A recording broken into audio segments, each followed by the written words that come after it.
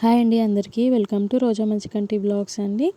ఈజీగా సింపుల్గా చేసుకునే టమాటో ఆలు కర్రీ ఎలా చేద్దామో చూసేద్దాం రండి. ప్రాసెస్లోకి వెళ్ళిపోదాము.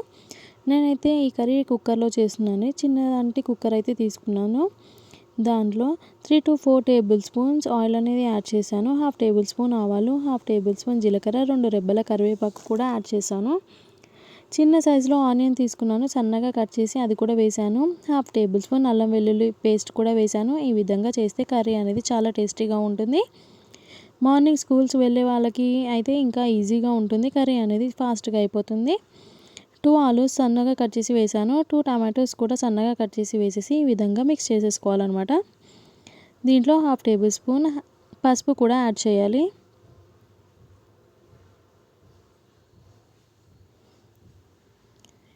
1 టేబుల్ స్పూన్ మిర్చి పౌడర్, 1 టేబుల్ స్పూన్ సాల్ట్ కూడా యాడ్ చేసేసేయాలండి. ఈ విధంగా మిక్స్ చేసేసుకోవాలి. దీంట్లో 1/2 గ్లాస్ అయితే వాటర్ అయితే ఎసరు కోసం నేనైతే యాడ్ చేసేస్తున్నానండి.